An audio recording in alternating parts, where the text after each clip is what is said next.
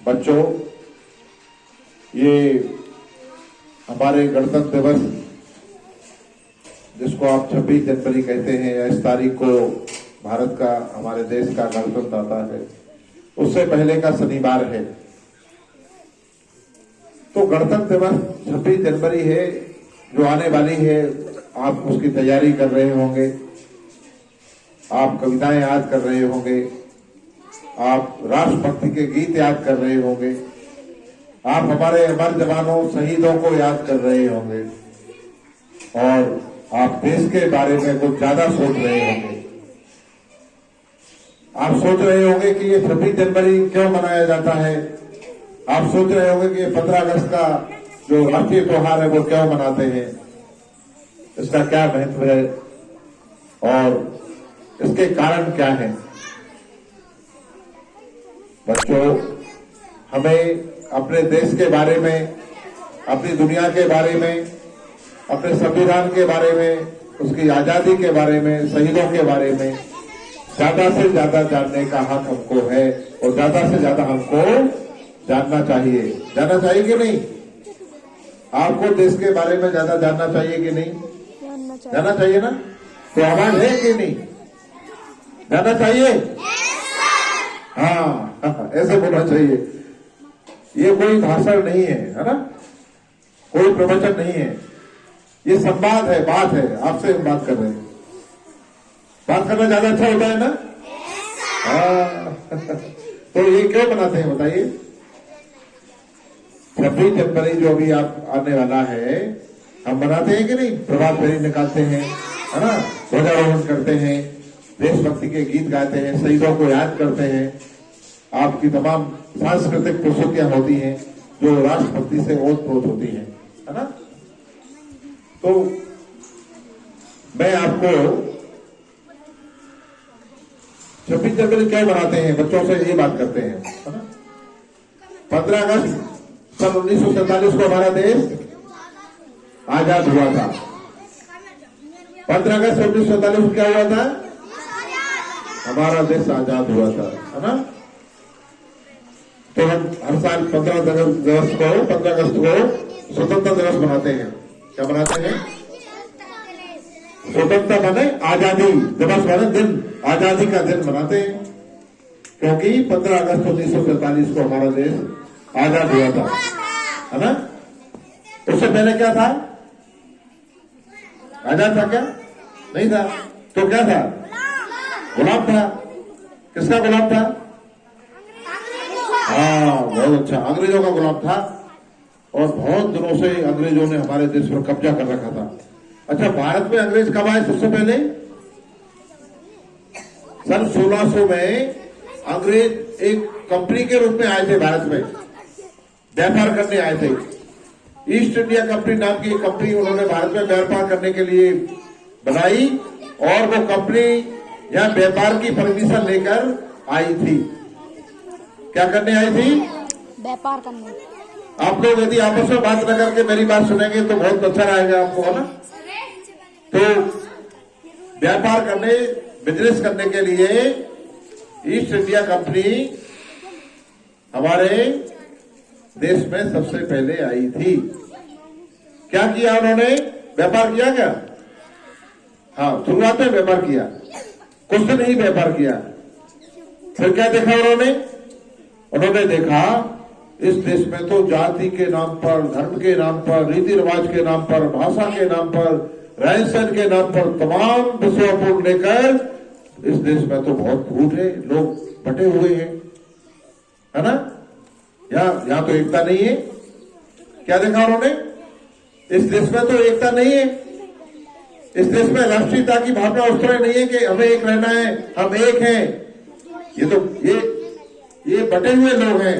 बच्चे, आप आपस में बात मत करो और बात सुनो। आपके हिसाब से ही बात कर रहा हूं मैं। क्या देखा उन्होंने? ये देश तो बटा हुआ है, माने फूट है आपस में। तो जो लोग आपस में एक नहीं होते उनको आराम से, आसानी से तोड़ा जा सकता है, उन पर हमला किया जा सकता है, उनको और बांटा जा सकता है। तो अंग्रेजों ने क्या किया?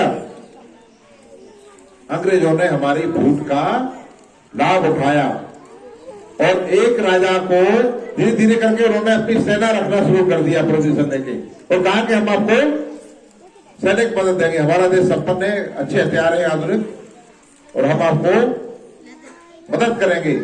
जो आपको अपने दुश्मन राजा है, शत्रु राजा है ना, उससे लड़ाई करने में हम आपको मदद करेंगे, अंग्रेज आपको मदद करेंगे। तो उन्होंने परमिशन दे दी, चलो अपन को तो मदद करेंगे, हमको हथियार देंगे, हमको सैनिक देंगे। और उन्होंने उकसाया उस राजा को छोटे राजा पर हमला करने के लिए, और अपनी फौजी मदद दी, इमदाद दी, हेल्प किया, तो उसको परास्त कर दिया। ऐसे करके वो तमाम राजाओं को एक दूसरे के खिलाफ भड़काते और फिर कहते देखो भैया हमने आपको ये मदद दी, अब आप हमको कुछ, हमको भी तो कुछ दोगे कि नहीं, भाई हमने आपको दिया, आपको सैनिक दिए, सैनिक तो भारत के थे, वेतन ने दी, पैसे मतलब मदद कर रहे थे, हथियार दिए, और ये आपने इसमें अपना राज्य बढ़ा दिया, अब आपने इतना बढ़ा दिया तो हमको नहीं दोगे क्या, कुछ तो हमारा बनता है। उन्होंने कहा चलो उन्हें कुछ उनको ऐसा करके कुछ लेना शुरू कर दिया, है ना, कुछ हिस्सा ले लिया, कुछ खजाने से पैसे लिए, कुछ मतलब भूभाग ले लिया, ऐसे करके मतलब अपना फिर धीरे धीरे करके छोटे छोटे राज्य पर कब्जा कर लिया उन्होंने।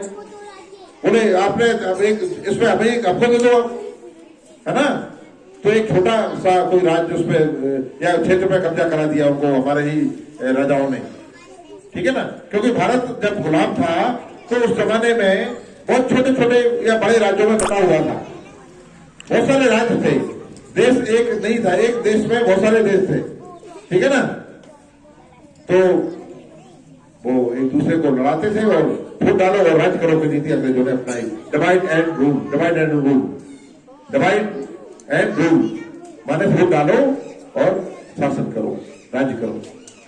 और ऐसे करते करते धीरे धीरे करके अंग्रेजों का पूरे देश पर कब्जा हो गया। क्या हो गया? हम उन अंग्रेजों के गुलाम हो गए जो हमारे देश में 1600 में केवल व्यापार करने के लिए एक जहाज लेकर आए थे। उन अंग्रेजों का धीरे धीरे पूरे देश पर कब्जा हो गया और भारत गुलाम हो गया। तो हमारी अपनी खून की कितनी बड़ी कीमत हमको चुकानी पड़ी। हमने क्या सोचा, हमें क्या करना है, हमें क्या लेना है, हम क्या कर सकते हैं, और हम राजाओं के मोहरे बनते चले गए, राजा भी अंग्रेजों के मोहरे बनते चले गए, उनके जाल में फंस गए और हम गुलाम हो गए। अच्छा, गुलाम देश की या गुलाम जनता की कोई कीमत होती है क्या?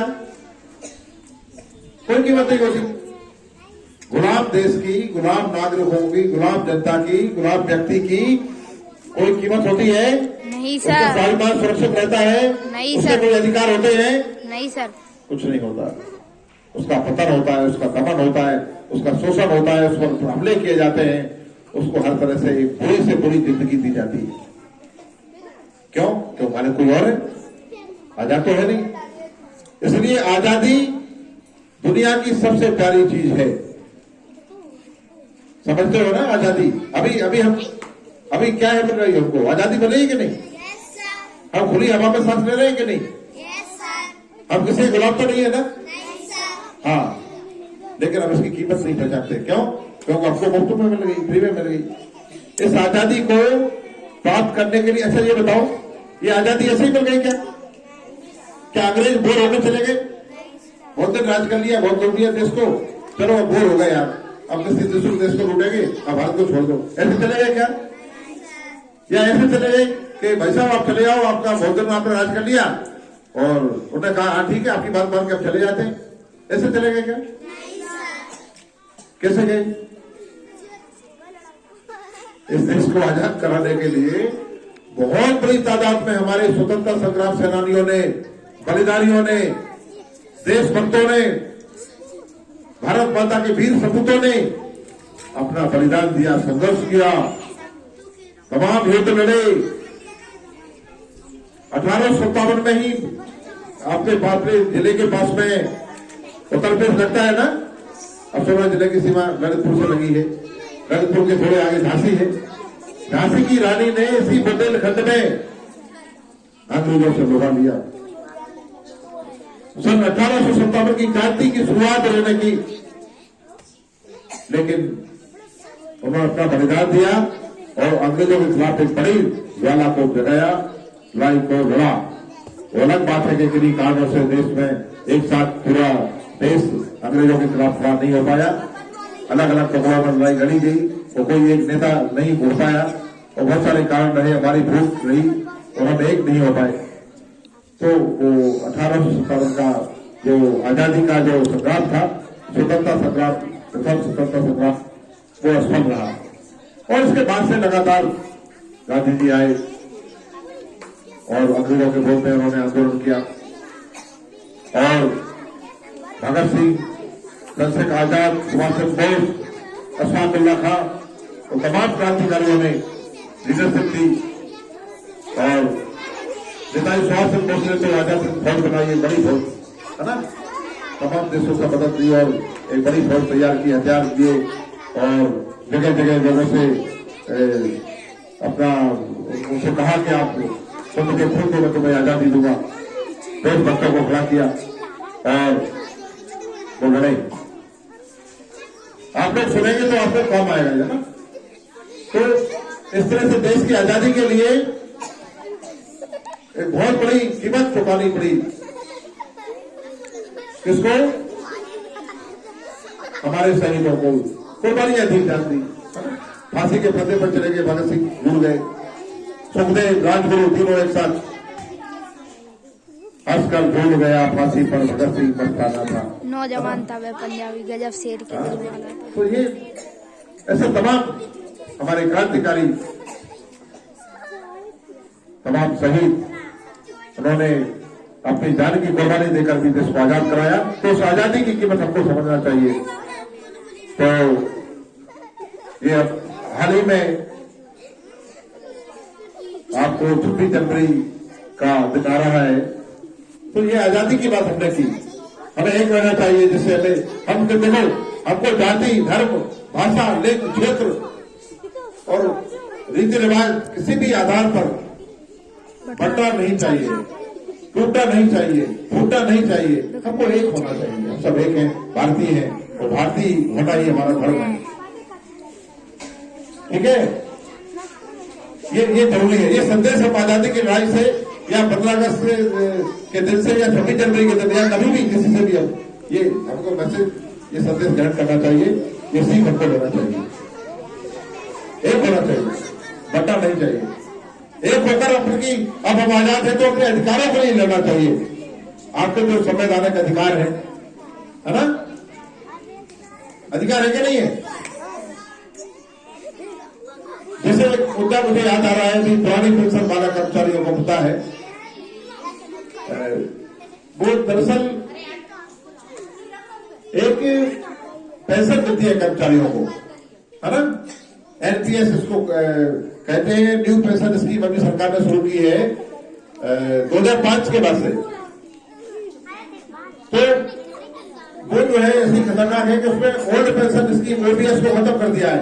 माने अंग्रेजों के जमाने से लेके आजादी के बाद से जो पेंशन कर्मचारियों को मिलती थी रिटायरमेंट के बाद, उसको सरकार ने बंद कर दिया है ना। तो जनाधिकारों की बात अभी आई, जबकि ये पेंशन उन नेताओं को मिलती है जो 3, 4, 5, 6, 7, 8 जो जितने पदों पर रहा हो, जितनी बार रहा हो, उसी तरह की पेंशन उसको मिलती है। कई तरह की पेंशन एक नेता को मिलेगी, वो केवल शपथ बन लेने भर से, जिसमें एमपी, एमएलए, है ना, मुख्यमंत्री, प्रधानमंत्री और तमाम जनप्रतिनिधि आते हैं, मंत्री, है ना, सब इसमें आते हैं, विधायक, सांसद वगैरह, उनको मिलती है। लेकिन वही पेंशन कर्मचारी जीवन भर अपनी नौकरी करता है और जब रिटायर होता है तो वो लगभग नाम मात्र की पेंशन रह गई है, ना के बराबर। तो उसके लिए हमें लड़ना चाहिए कि नहीं? कर्मचारियों को लड़ना चाहिए, लड़ना चाहिए ना। तो हर अपने संवैधानिक अधिकारों के लिए हर नागरिक को लड़ने का हक है, संविधान की सीमाओं में, दायरे में रहकर।